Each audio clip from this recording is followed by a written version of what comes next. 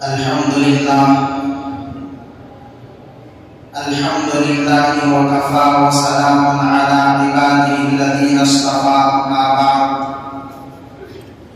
فاعوذ باللہ من الشیطان الرجیم بسم اللہ الرحمن الرحیم انا اعطیناک الکوثر فصل لربك وانحر ان شانئك هو الابتر صدق اللہ العظیم۔ بزرگان محترم و معزز سامعین کرام اور عزیز ساتھیوں،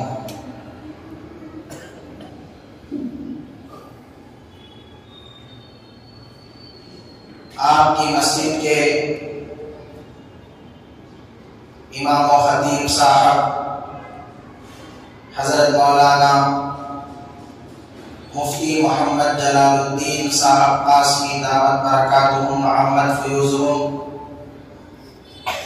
بیمار ہیں، جس کی وجہ سے بندہ ناچیز کو قرآن پاک کے سلسلے میں کچھ بات کرنے کا موقع ملا۔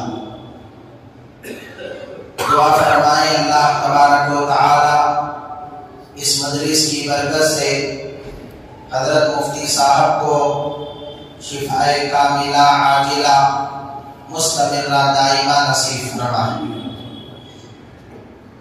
اور حضرت ہی کے حکم پر میں آپ حضرات کے سامنے بیٹھا ہوں۔ ابھی میں نے آپ حضرات کے سامنے قرآن پاک کی ایک مشہور و معروف سورۃ الکوثر کی تلاوت کی ہے۔ سورۃ الکوثر یہ قرآن پاک کی 108ویں سورت ہے، اور یہ سورت ہجرت سے پہلے مکہ مکرمہ میں نازل ہوئی، اور یہ سورت قرآن پاک کی سب سے چھوٹی سورت ہے۔ قرآن پاک کی سب سے بڑی سورت سورہ بقرہ ہے، اور قرآن پاک کی سب سے چھوٹی سورت سورہ کوثر ہے، اور اس سورت میں 3 آیتیں ہیں، اور ان 3 آیتوں میں اللہ تبارک و تعالی نے ہمارے نبی صلی اللہ علیہ وسلم کو 2 خوشخبریاں دی اور 2 حکم دیے ہیں۔ 2 خوشخبریاں دی ہیں اور 2 حکم دیے ہیں۔ تو ان آیتوں کا ترجمہ اور تفسیر کرنے سے پہلے میں آپ حضرات کے سامنے اس سورت کا پس منظر، اس سورت کا شان نزول، یعنی یہ سورت کے نازل ہونے کی وجہ، اس کا بیک گراؤنڈ بتانا چاہتا ہوں کہ یہ سورت کیوں نازل ہوئی۔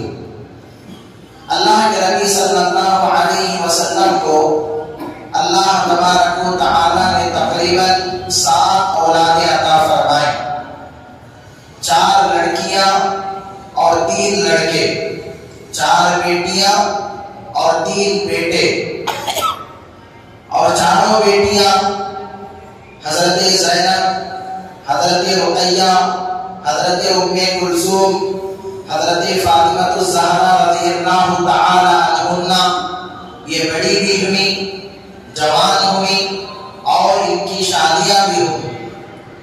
لیکن آپ کے 3 بیٹے حضرت قاسم، حضرت عبداللہ اور حضرت ابراہیم رضی اللہ تعالی عنہم، ان کا بچپن ہی میں انتقال ہو گیا، اور انتقال ہونے کی بہت ساری مصلحتیں اور حکمتیں حضرات علماء نے بیان کی ہیں کہ عام طور پر نبی کا وارث، نبی کا بیٹا نبی ہوتا ہے۔ اگر نبی نہ بھی ہو تو عام طور پر نبی کا بیٹا نبی کا نائب اور خلیفہ ہوتا ہے، اور کچھ دستور بھی اس طرح چل رہا تھا، جیسے حضرت ابراہیم علیہ السلام ہے، حضرت ابراہیم کے بیٹے حضرت اسماعیل اور حضرت اسحاق دونوں نبی ہیں. حضرت اسحاق کے بیٹے حضرت یعقوب اللہ کے نبی ہیں. حضرت یعقوب کے بیٹے حضرت یوسف اللہ کے نبی ہیں. حضرت زکریا کے بیٹے حضرت یحییٰ اللہ کے نبی ہیں. تو نبی کا بیٹا عام طور پر نبی ہوتا تھا. اگر نبی نہ بھی ہو تو نبی کا نائب اور خلیفہ ہوتا. لیکن آپ علیہ السلام آخری نبی ہیں, آخری رسول ہیں, اور یہ بات پکی ہے. آپ کے بعد نہ کوئی نبی پیدا ہوگا نہ کوئی رسول پیدا ہوگا. قرآن پاک کی آیت میں ما کان محمد ابا احد من رجالکم ولکن رسول اللہ وخاتم النبیین. اس آیت شریفہ میں اللہ تبارک و تعالی نے آپ علیہ السلام کی ختم نبوت کو بیان کیا ہے کہ آپ آخری نبی ہیں, آخری رسول ہیں. آپ کے بعد کوئی نبی اور رسول پیدا نہیں ہوگا. اگر آپ علیہ السلام کے لڑکے زندہ رہتے, آپ کے بیٹے زندہ رہتے, تو ہو سکتا تھا آپ علیہ السلام کی وفات کے بعد نبوت کے سلسلے میں کوئی مسئلہ پیدا ہو جائے اور آپ کی خلافت کے سلسلے میں کوئی مسئلہ کھڑا ہو جائے. حضرت صدیق اکبر کی خلافت ہی کو لے کر اس دور سے لے کر آج تک بہت سارے مسائل کھڑے ہوئے. ایک طبقہ ایسا بھی ہے جو حضرت صدیق اکبر کی خلافت کو ماننے کے لیے تیار نہیں ہے. اگر اللہ کے نبی علیہ السلام کی اولاد زندہ رہتی تو ان کو خلیفہ بنانے کے سلسلے میں لڑائیاں ہوتی, جھگڑے ہوتے, بہت سارے مسائل کھڑے ہوتے.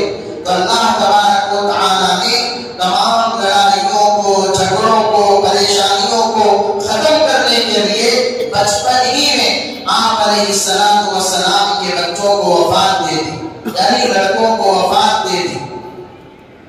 تو مشرکین مکہ, مخالفین مکہ اور ان میں بھی پیش عاص بن وائل اور ابو لہب جو اللہ کے نبی کا چچا تھا, آپ علیہ السلام کو تانے دینے لگے. کیا تانے دینے لگے کہ یہ تو ابتر ہے, یہ تو ابتر ہے. ابتر کا کیا مطلب؟ جڑ کٹا ہوا, تم کٹا ہوا. اور عرب کے اندر جڑ کٹا ہوا, تم کٹا ہوا اس آدمی کو کہتے تھے جس کی کوئی نرینہ اولاد نہ ہو, جس کے کوئی مرد بچے نہ ہو اور ان سے وہاں کی نسل نہ چل رہی ہو. تو جس کی نسل نہ چلتی ہو ان کو اہل عرب ابتر کہتے تھے.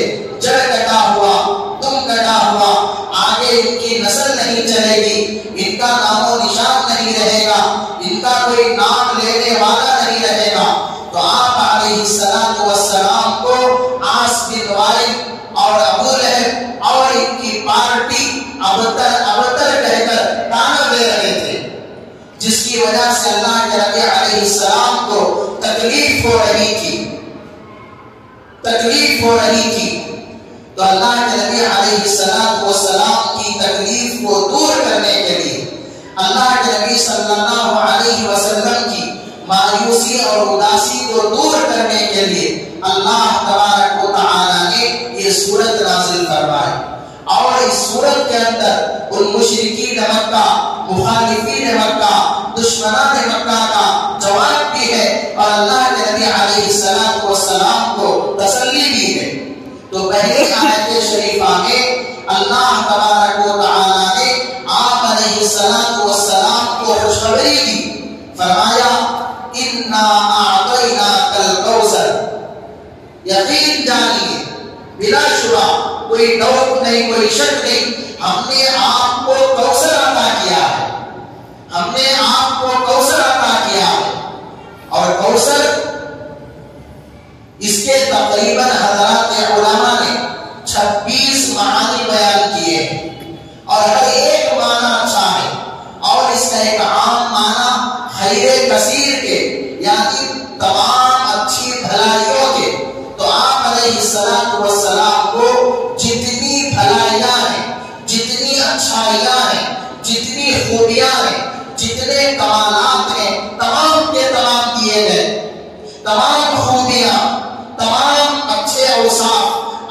علیہ السلام کو دیے گئے اور انہی تمام اچھی خوبیوں میں آپ علیہ السلام کو حوض کوثر بھی عطا کیا گیا۔ خیر کثیر کے اندر حوض کوثر بھی آتا ہے۔ یہ حوض کوثر کیا ہے؟ یہ میدان محشر میں ایک حوض لگے گا، اس حوض کا نام ہے، جنت کے اندر ایک نہر ہے جس کا نام نہر کوثر ہے، اور اس نہر سے دو پرنالے نکلتے ہیں پانی کے، اور ایک پرنالا چاندی کی وہ زمین ہے وہاں سے بہتا ہے، دوسرا پرنالا سونے کی زمین پر سے بہتا ہے۔ وہ دونوں پرنالے اس حوض میں آ کر گرتے ہیں تو اس حوض کو حوض کوثر کہا جاتا ہے۔ اور اللہ کے نبی علیہ السلام فرماتے ہیں یہ میرا حوض چوکور ہوگا، یعنی چاروں طرف سے برابر ہوگا، اور یہ حوض اتنا بڑا ہوگا کہ ایک مہینے کی مسافت کے بقدر لمبا ہوگا۔ ایک مہینہ آدمی چلتا رہے مسلسل تو ایک مہینے کے بعد جا کر جو مدت ختم ہوتی ہے، جو فاصلہ ختم ہوتا ہے، اتنا بڑا یہ میرا حوض ہے۔ اور اس حوض پر پانی پینے کے پیالے آسمان کے تاروں سے بھی زیادہ ہے، اور اس حوض پر میری امت پانی پیے گی۔ اور اس حوض کی خاصیت اور خصوصیت یہ ہے کہ جو بندہ ایک مرتبہ اس حوض سے پانی پی لیتا ہے کبھی اسے پیاس نہیں لگتی، اور اس حوض کا پانی سب دودھ سے زیادہ سفید، شہد سے زیادہ میٹھا، مشک سے زیادہ خوشبودار ہوگا۔ تو بڑی ہی عجیب و غریب اس حوض کی اہمیتیں ہیں۔ تو اللہ کے نبی علیہ السلام نے اس حوض کی کیفیت کو بھی بیان کیا ہے کہ میری امت آئے گی اور میں میری امت کو اس حوض سے پانی پلاؤں گا۔ اور بعض روایتوں میں آتا ہے کہ اللہ کے نبی کے ساتھ حضرت صدیق اکبر اور حضرت عمر فاروق بھی ہوں گے، جو آپ علیہ السلام کے ساتھ امت کو پانی پلائیں گے۔ اور بعض روایتوں میں آتا ہے کہ اللہ کے نبی صلی اللہ علیہ وسلم اس امت کو پہچان لیں گے ان کے اعضائے وضو سے، یعنی وضو کرنے کی وجہ سے اس امت کے ہاتھ اور پیر، اس امت کے چہرے روشن ہوں گے۔ تو اللہ کے نبی پہچان لیں گے، اور پہچان کر اللہ کے نبی ان کو حوض کوثر کا پانی پلائیں گے، جام کوثر پلائیں گے۔ تو کچھ لوگ اسی طرح پانی پینے کے لیے آئیں گے تو فرشتے ان کو روک دیں گے، اس کا تم آگے نہیں بڑھ سکتے۔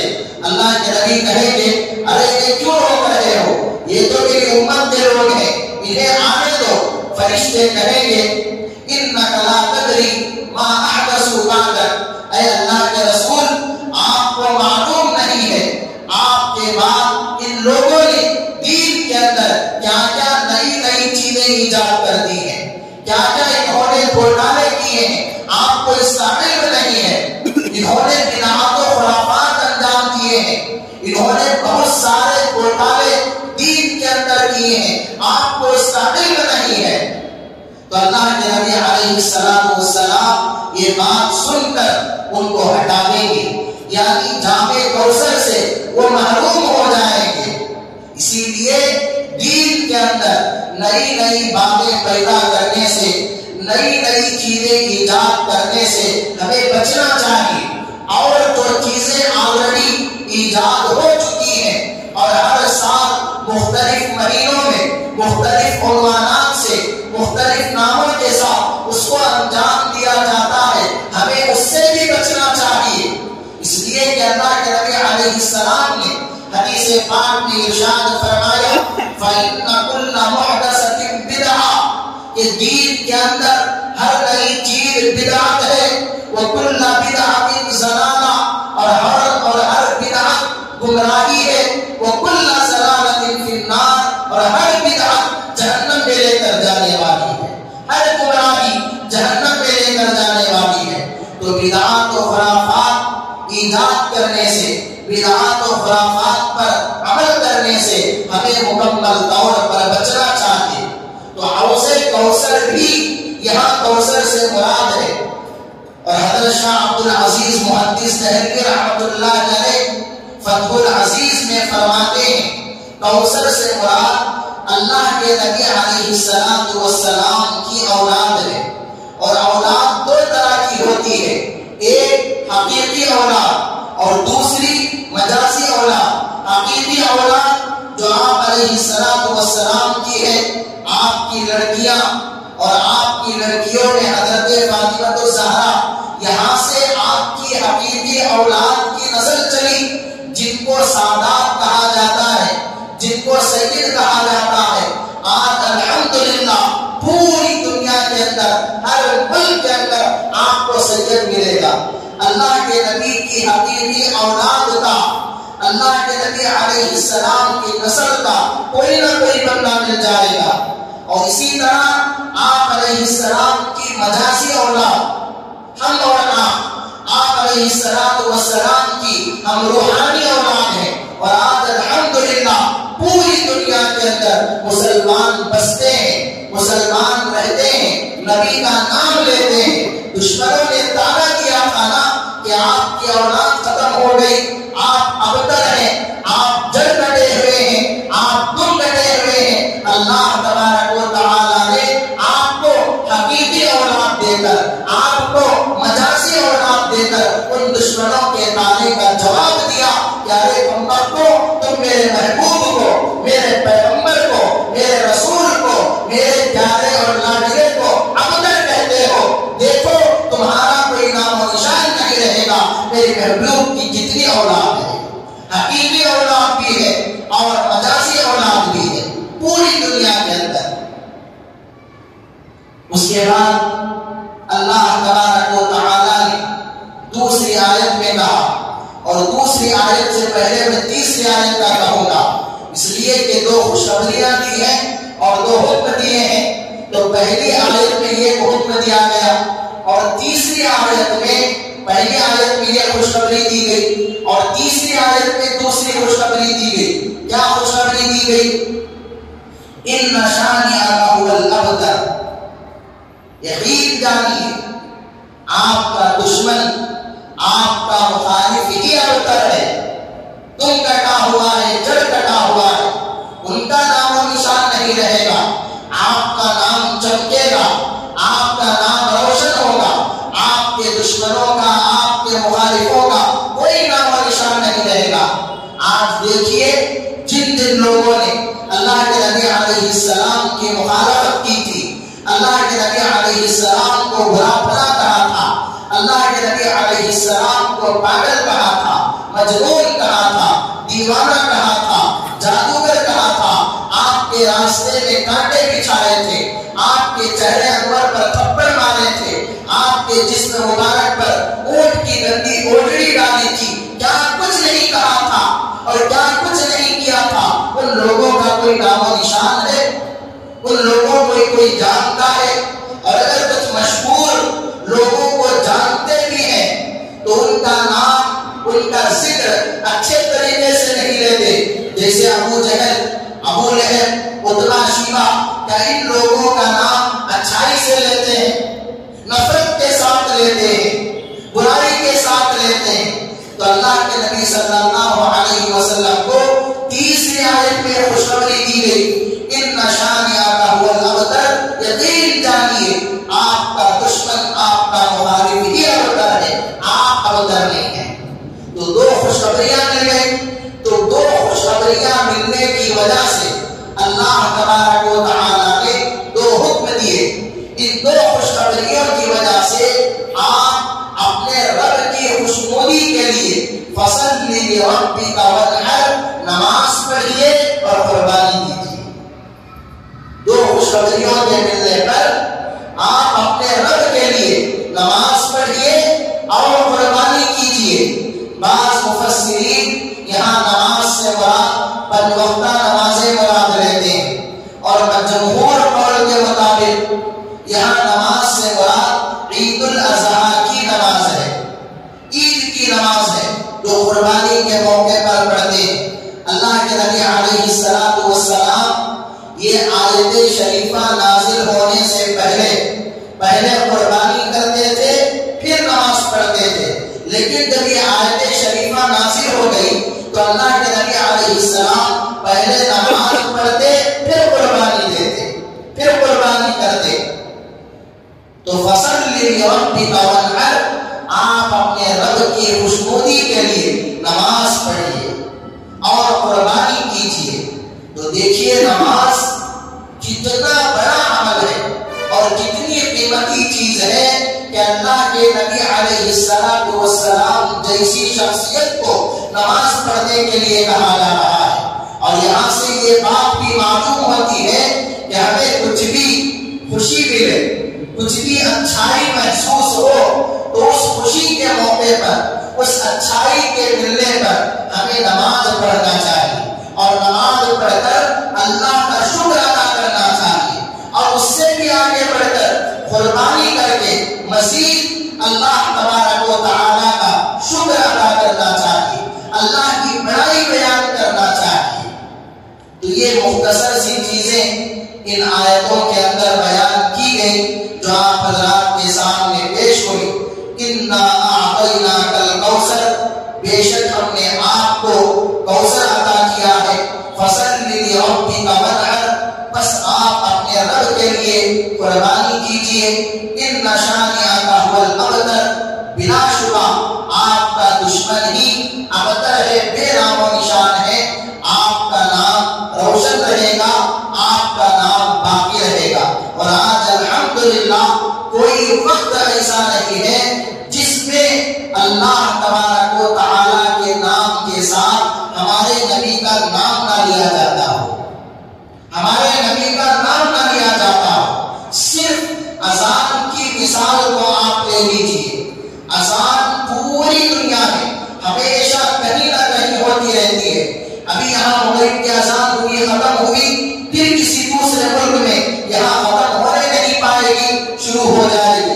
دوسرے ملک میں اذان ختم ہونے نہیں پائے گی، تیسرے ملک میں شروع ہو جائے گی. اس طرح 24 گھنٹے پوری دنیا کا نظام ایسے چل رہا ہے کہ کہیں نہ کہیں اذان ہو رہی ہے. اور اذان میں جہاں اللہ کا نام ہے وہیں ہمارے نبی کا بھی نام ہے. تو معلوم کیا ہوا، جہاں جہاں خدا کی خدائی ہے وہاں وہاں مصطفیٰ کی مصطفائی ہے، وہاں وہاں مصطفیٰ کی مصطفائی ہے.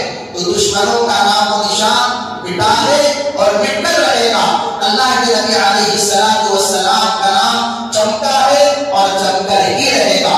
دعا فرمائیں اللہ تبارک و تعالی ہم تمام کو کہی گئی باتوں پر، سنی گئی باتوں پر عمل کرنے کی توفیق نصیب فرمائے اور قرآن پاک سے عقیدت و محبت اور قرآن پاک سمجھنے اور سمجھانے کی ہمیں توفیق نصیب فرمائے.